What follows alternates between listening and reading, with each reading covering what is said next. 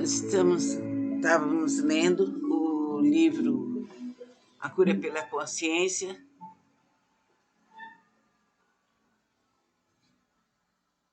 da doutora Cláudia Pacheco.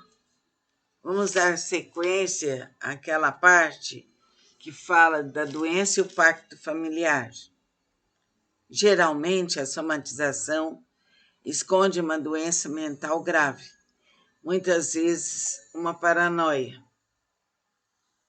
Assim como o alcoólatra, ao deixar o álcool, entra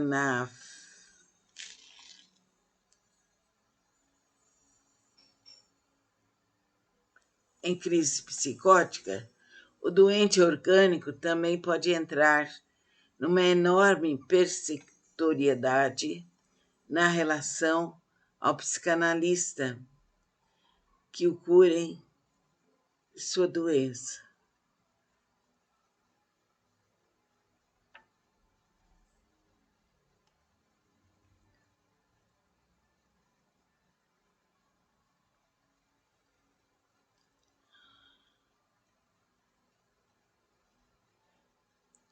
Em relação ao psicanalista que curou de sua doença. Nestes casos, abandonam o tratamento após se curarem, com muito ódio do analista, que, em lugar da dor física, deixou a consciência de sua doença mental. É mister que esse paciente permaneça no tratamento até que possa resolver a problemática psicológica. Mas geralmente os familiares, ou por falta de esclarecimento, ou mesmo por estabelecerem pacto neurótico com o doente, são os primeiros a irem contra a análise. Aliás, é mais difícil o psicanalista lidar com a família do cliente do que com o próprio cliente. Isso se deve à existência de uma ideia generalizada de que a conscientização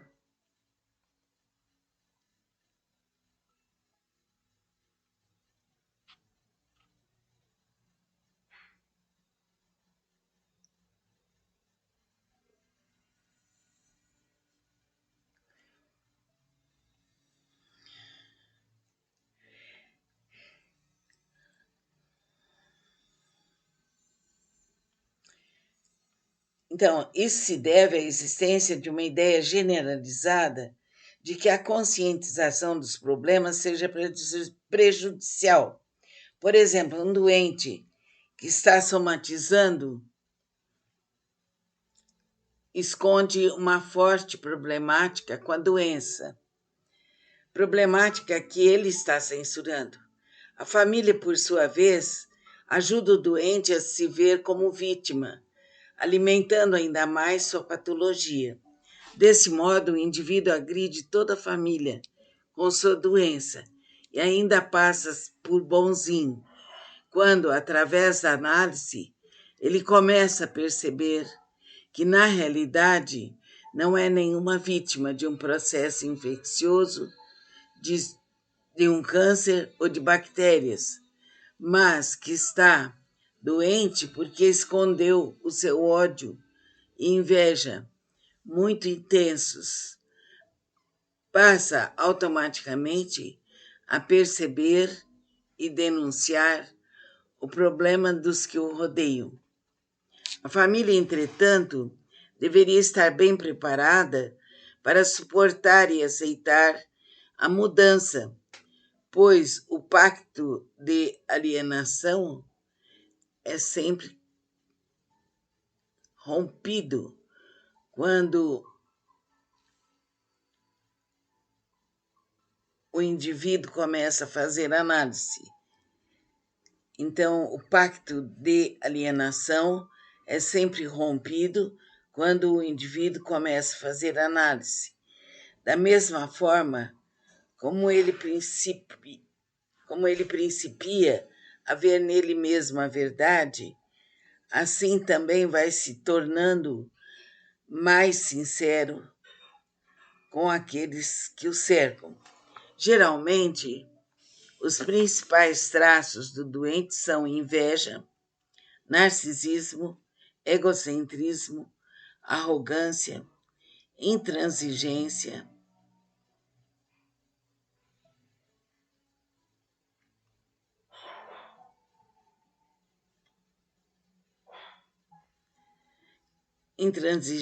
dependência, preguiça, muito ódio, agressividade, falsidade, e principalmente um problema diretamente relacionado com Deus. E tudo isso é acobertado por uma doença qualquer.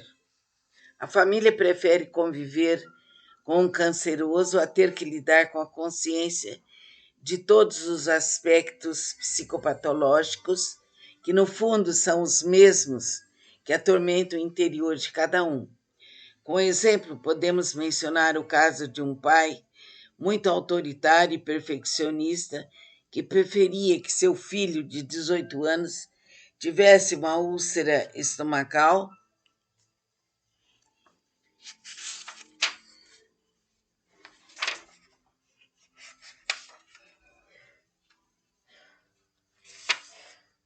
a ter de se ver espelhado no mesmo. Depois de algumas sessões de análise do rapaz, o pai queixou-se de que o filho havia ficado pior, pois passara a ser um intransigente e agressivo com a família, causando muitos transtornos. Na verdade, o filho apenas começou a mostrar mais abertamente a enorme semelhança que tinha com seu pai, o que esse censurava, problemática esta, que com poucas famílias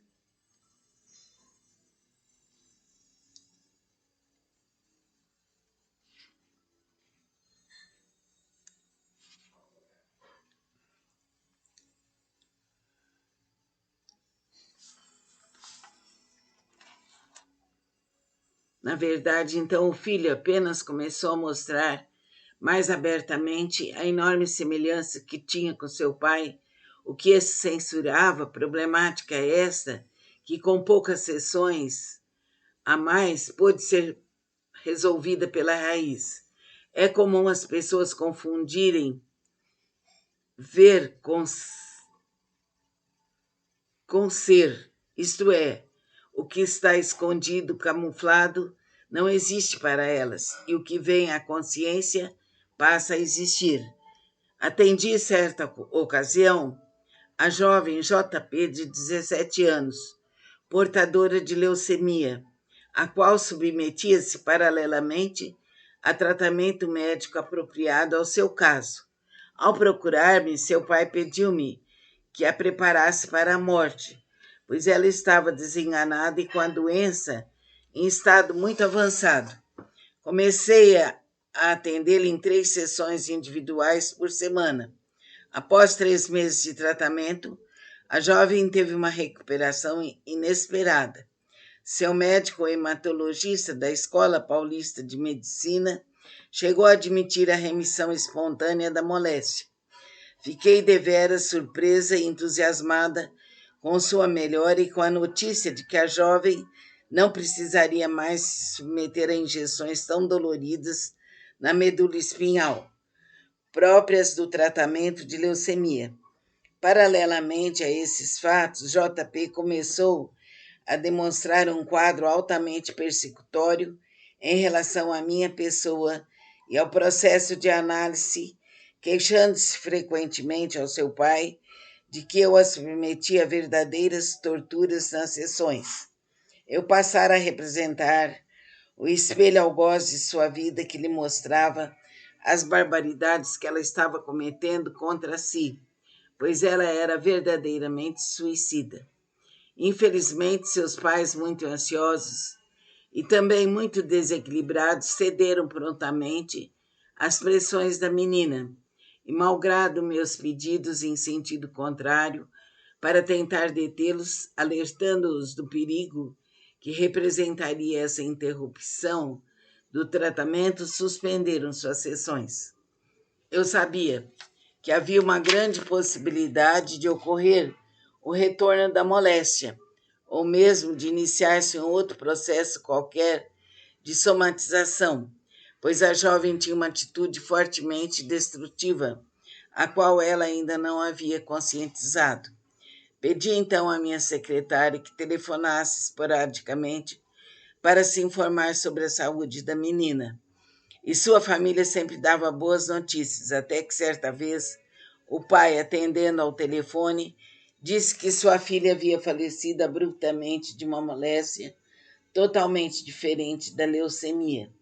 Isso ocorreu cerca de 9 meses depois que JP deixou as sessões de análise e veio confirmar minhas suspeitas de que ela não havia desistido de sua intenção fortemente suicida e que voltaria à carga, como de fato voltou, só que dessa vez de maneira fatal.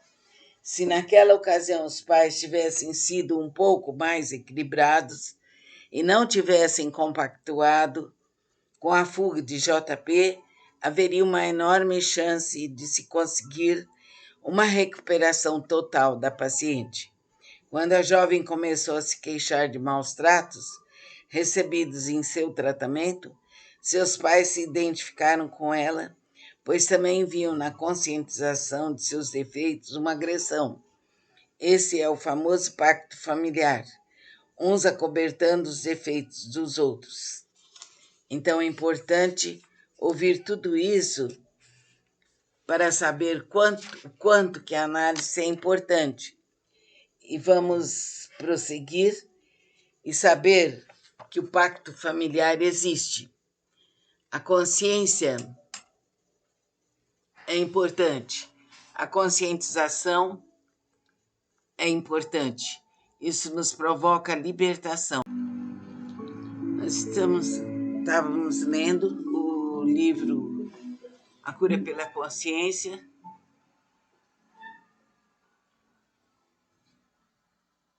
da doutora Cláudia Pacheco. Vamos dar sequência àquela parte que fala da doença e o pacto familiar. Geralmente, a somatização esconde uma doença mental grave, muitas vezes uma paranoia. Assim como o alcoólatra, ao deixar o álcool, entra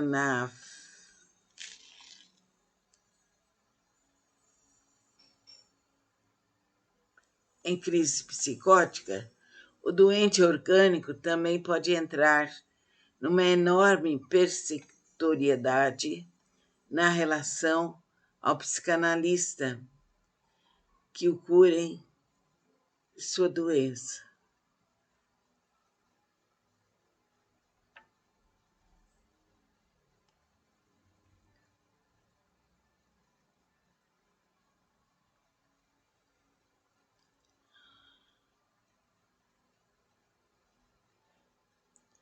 Em relação ao psicanalista que curou de sua doença. Nestes casos, abandonam o tratamento após se curarem, com muito ódio do analista, que, em lugar da dor física, deixou a consciência de sua doença mental. É mister que esse paciente permaneça no tratamento até que possa resolver a problemática psicológica. Mas geralmente os familiares, ou por falta de esclarecimento, ou mesmo por estabelecerem pacto neurótico com o doente, são os primeiros a irem contra a análise. Aliás, é mais difícil o psicanalista lidar com a família do cliente do que com o próprio cliente. Isso se deve à existência de uma ideia generalizada de que a conscientização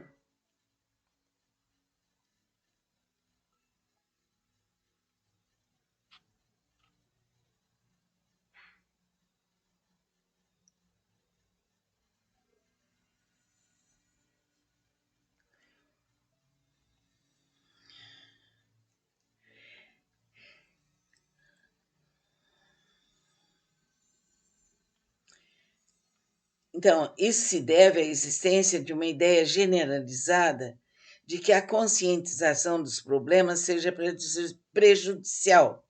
Por exemplo, um doente que está somatizando esconde uma forte problemática com a doença, problemática que ele está censurando. A família, por sua vez, ajuda o doente a se ver como vítima, alimentando ainda mais sua patologia. Desse modo, o indivíduo agride toda a família com sua doença e ainda passa por bonzinho, quando, através da análise, ele começa a perceber que, na realidade, não é nenhuma vítima de um processo infeccioso, de um câncer ou de bactérias, mas que está doente porque escondeu o seu ódio e inveja muito intensos.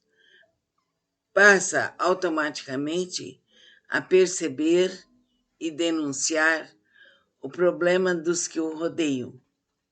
A família, entretanto, deveria estar bem preparada para suportar e aceitar a mudança, pois o pacto de alienação é sempre rompido quando o indivíduo começa a fazer análise. Então, o pacto de alienação é sempre rompido quando o indivíduo começa a fazer análise. Da mesma forma como ele principia a ver nele mesmo a verdade, assim também vai se tornando mais sincero com aqueles que o cercam. Geralmente, os principais traços do doente são inveja, narcisismo, egocentrismo, arrogância,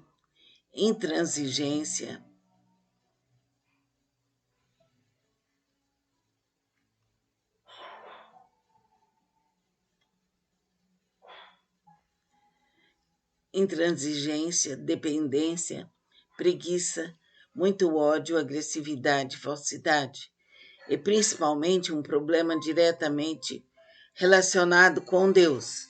E tudo isso é acobertado por uma doença qualquer.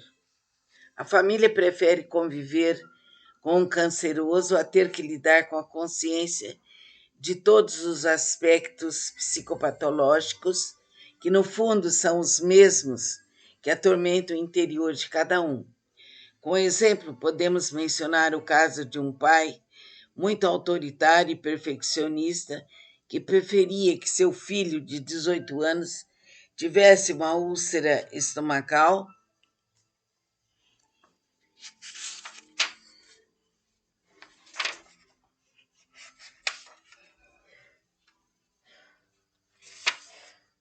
a ter de se ver espelhado no mesmo.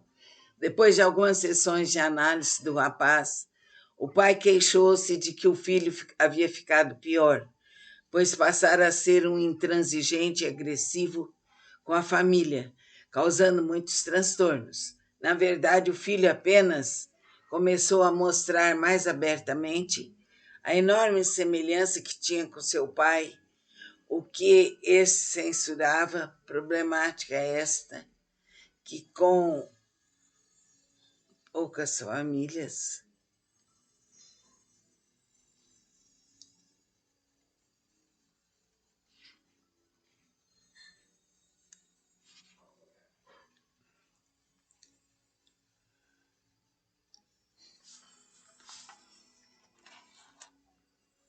Na verdade, então, o filho apenas começou a mostrar mais abertamente a enorme semelhança que tinha com seu pai, o que esse censurava, problemática esta, que com poucas sessões a mais pôde ser resolvida pela raiz.